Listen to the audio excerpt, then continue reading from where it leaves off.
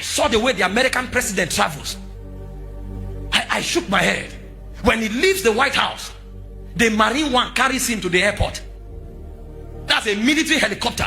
And when the Marine One is flying, there are more than 6 F-35 aircrafts that escort it.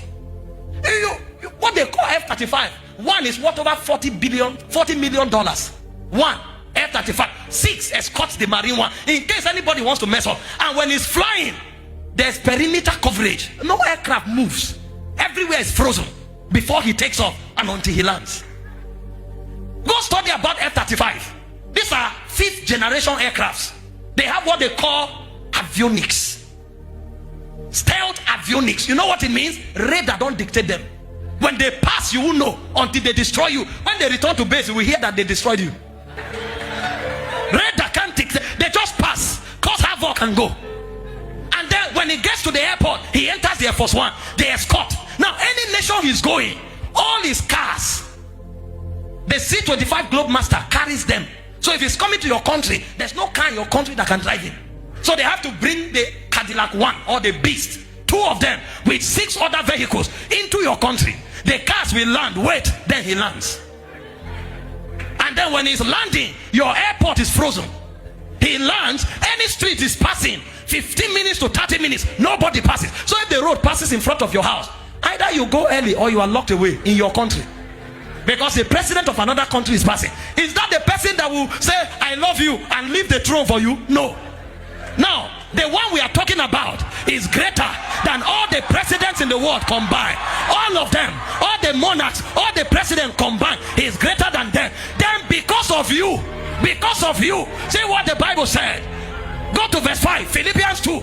If we have the message, let's read it. Because of you, the one greater than monarchs, greater than presidents, because of you, the Bible said, think of yourselves the way Christ thought of himself.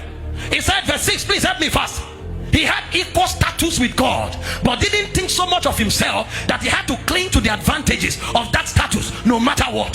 Verse 7, he said, not at all. When the time came, he set aside the privileges, oh my God, the privileges of deity. You know what those privileges are? He sits on the throne. Anything he says become. All the angels worship him. All creation worship him. Dogs, birds, cattle, fowls, mosquitoes, everyone bows. The Bible said forever and ever the 4 beasts, they cry holy, holy, holy. It said the 24 elders, they fall on their faces, they cast their crown day and night, forever and ever they cry holy, holy, holy is the Lord. The Bible said he set aside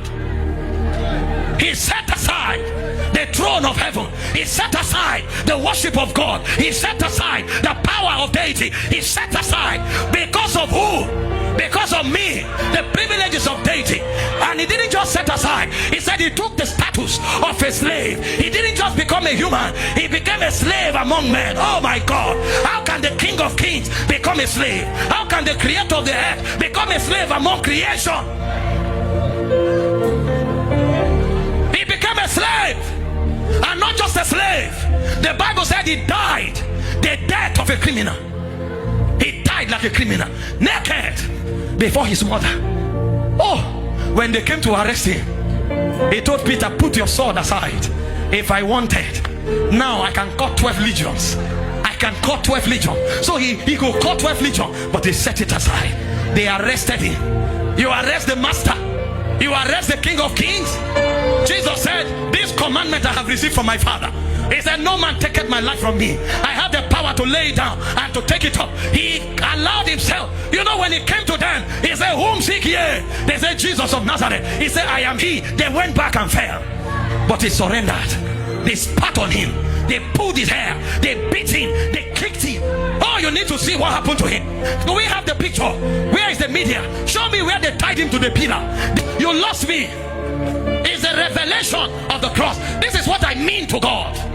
God can endure shame for me. God can endure death for me. God can endure disgrace for me. He loves me with an everlasting love.